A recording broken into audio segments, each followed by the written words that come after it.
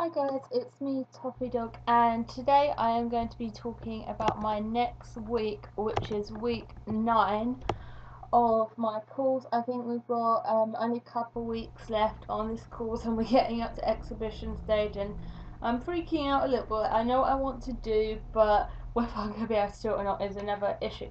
So what I left off with is, I'll show you what I left off with just to make that link. So I left off with these different pattern making from my prints. This will come later, don't you worry. And I started off originally, as you can see, something fell out the back there.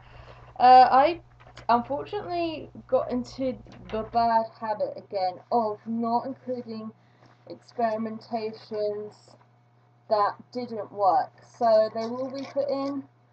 I've kind of learned a bit of a lesson now. So what I decided to do was I wanted to practice making stencils, because initially that is what I wanted to do, to decorate my boxes, to do with African, well, not to do with African prints, apologies, to do with automatic drawings. So the first one I did was I did a very simple automatic stencil, and I layered the colours.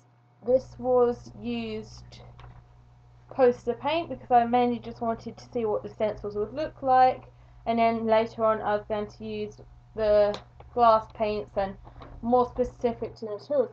But this didn't quite work out because when I layered, the dark colours just over on the bright ones, and there weren't many bright ones, and I didn't get the detail I wanted out of these automatic drawings. I wanted it to be really detailed, so I thought I need to really improve my stencil making skills initially.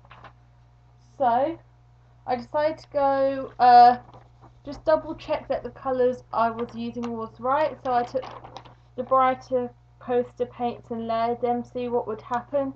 And again, the dark colours sort of overwhelmed it, but the dark colours aren't as dark as the ones previous to that. So in that respect, I was successful. I kind of learnt my lesson that if I want to create bright coloured work, I can't really include any dark tones, which is what I learnt beforehand with the glass paint. But I kind of wanted to see if there's any way I could get away with that. So this is Tuesday's work, and this is a continuation. So I took my textured wallpaper. I'll let you have a look. These were more automatic shapes because, again, I wanted to keep it simple. This was sort of only my third time making a stencil. So I cut up, this is how big, let's put a hand up, that is how big my each box's side is going to be, 15 by 15 centimeters, because that is the average size of the human brain. And since I'm looking at automatic drawings and how the mind plays in that, which you saw in a previous mind map and research page, that is why they're that size. So I've now really been mainly working at the size my final piece, or I don't know if it's final piece, the exhibition will be at. So I tried layering again with that stencil you saw beforehand, and again it turned out alright, but I think because the stencil had already been painted over a couple times, the sponge just darkened the textures. So if I was going to do layered work, I'd have to keep it quite small and minimal. This was a press relief from the last print we saw, because I always like to experiment with press reliefs because sometimes I find they end up being better than the originals and it really creates the right effect.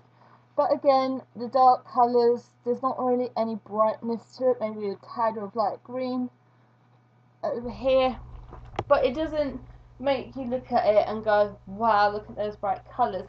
Another thing I did was I decided to do a simple, put the paint on the paper and fold it to make these marks.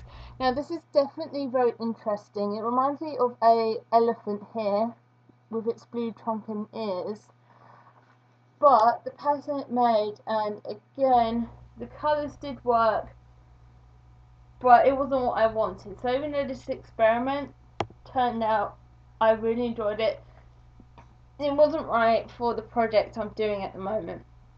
So Wednesday came and we had sort of this independent work or in the big groups. And I decided I need to do more research to link the Lion King aspect, the aspect of the song and how it relates to these automatic drawings more, because I thought, well, if I can't get the Lion King soundtrack or to get my friends to help me, which at the moment is becoming a struggle, then I need to have a stronger link to Lion King. And first thing I thought of Lion King is Africa and their culture. So I then looked into African pattern making. Here, the similar tones in that and how they all work together.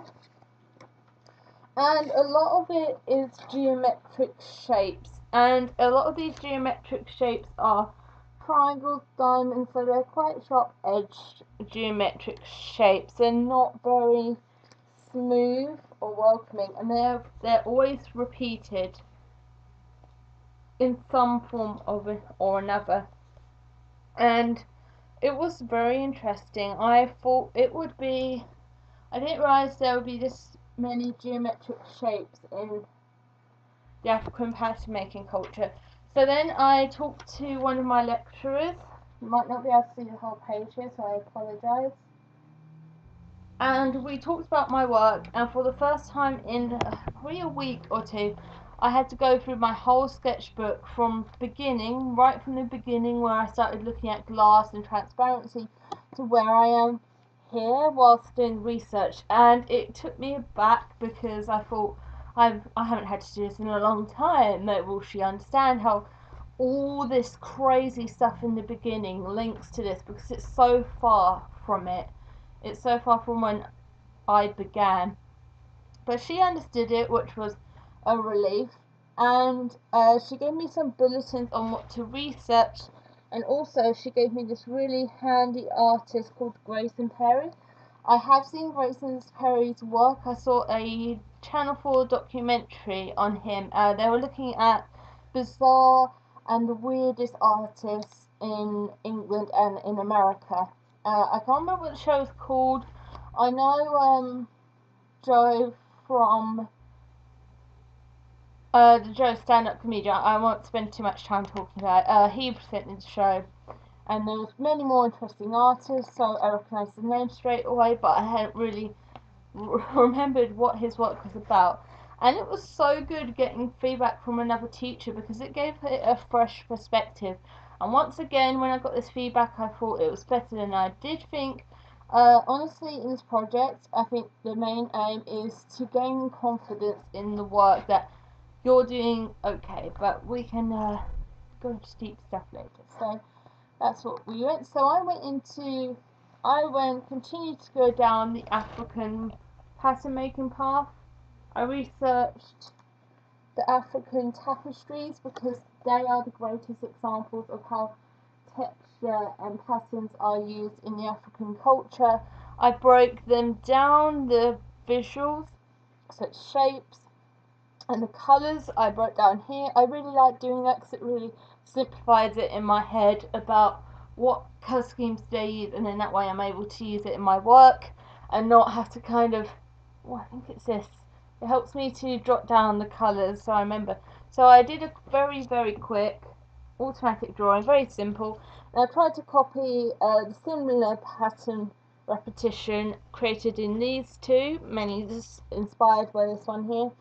That didn't work so much, but I believe it was because the icon I made the pattern out of was too big to get that detailed effect, or could have done it bigger. I then went on because I was looking at pattern, and since I was looking at the Lion King, I'll do a close-up shot. So I looked at lion fur patterns. Lions, they're not as easy to distinguish based on their patterning as other animals. Tigers, you've got stripes. Leopards, you've got spots and all sorts. So I was a bit worried about not getting that across. I took an image from Google. Yes, I use the internet because at the time, right now, I don't have my own imagery of lions. We will be going to the zoo shortly, so I'm hoping I can take some photographs before this all ends and I can get some primary photography in here.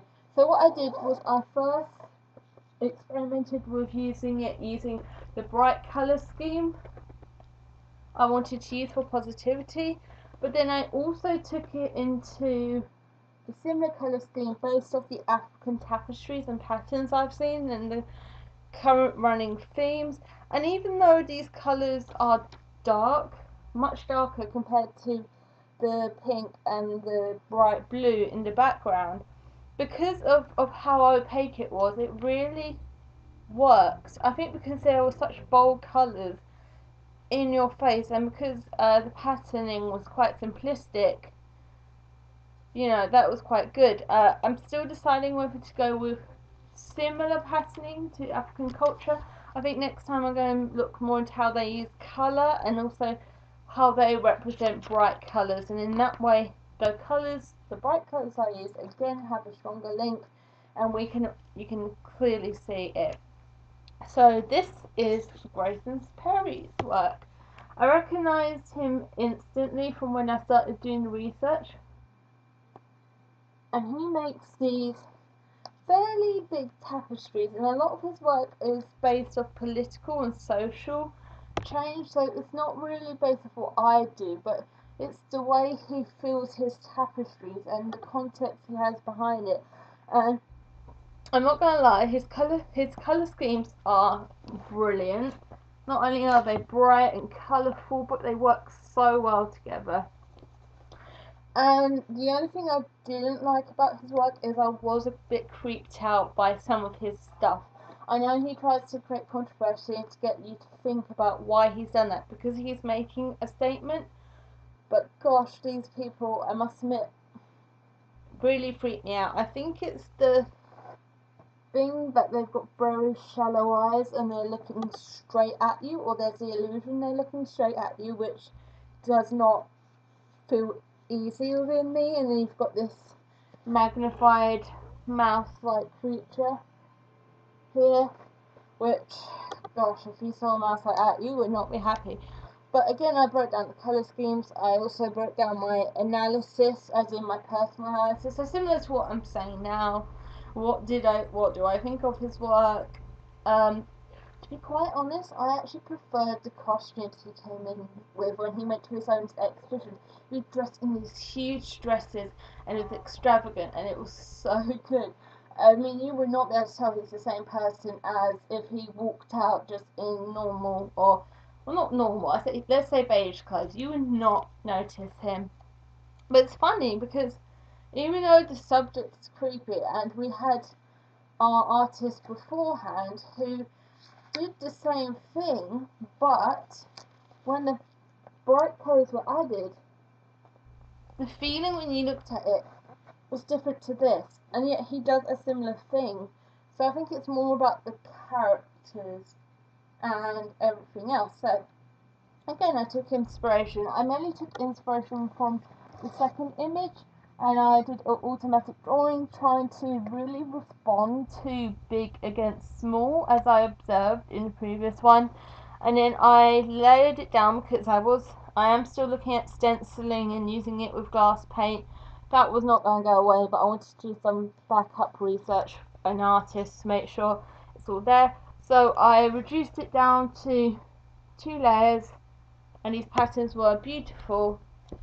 And I really like this pattern right here and the one next to it, but it doesn't quite match the scheme of African culture.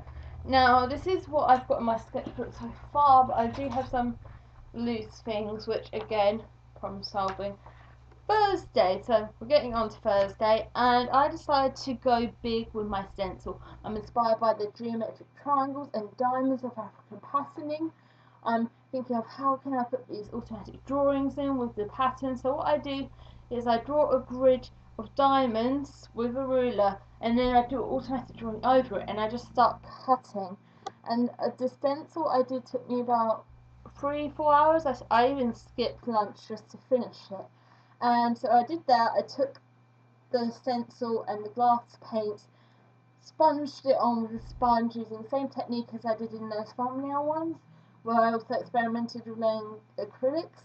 Unfortunately, even though this looks very nice and I'm happy with it aesthetically, none of the automatic details came out. The main thing you can see is the African patterning, but honestly in this one it was mainly about the automatic drawing and the African patterning. So you can't really see it there, you can see traces of it. The face and the cloud there on the left. And obviously I still like this, but what I like about glass paint is it's not very easy to do stencil work with it. Because it's so loose and free flowing, it will get underneath the stencil no matter how much you try and pad it in, because it's water based, or yes, water based, it kind of just runs under it. So you can't really, and that was the point where I realised that the glass paints weren't going to do.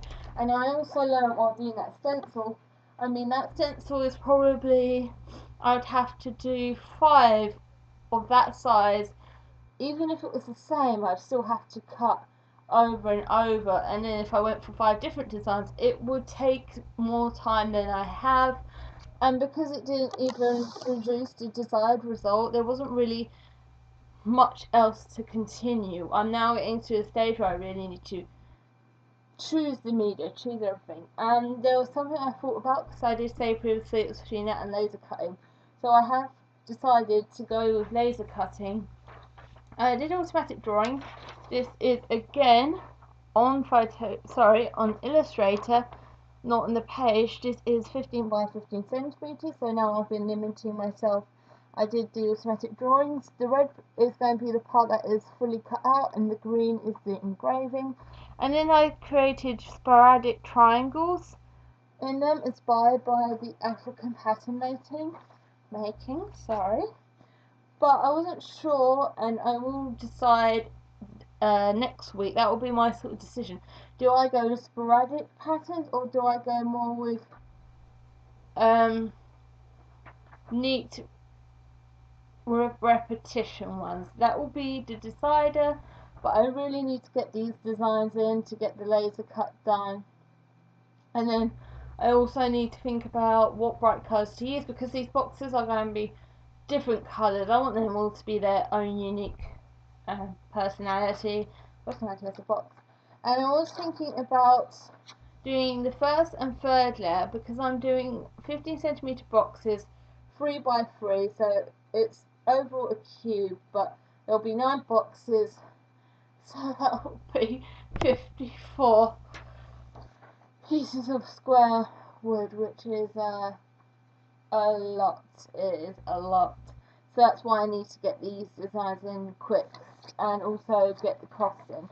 But I was thinking about the second layer, making this into more like a stereo shape, because it's inspired by music, sort of the in stereo, and have my own pattern there. I use it as an example and have these cut out. But I am definitely more leaning towards this idea, just deciding whether these patterns should be symmetrical or sporadic like this will be my decision. And then next week, once I've made that decision and I've experimented with a couple ideas, that is going to be when the designs are going to be made. I'm really going to get into working a lot in Illustrator, still experimenting with stencils, but mainly focusing on laser cutting and getting all those pieces of wood done. So that is it for me. I shall see you next week for week 10 vlog. I hope you enjoyed it, and I'll see you next week.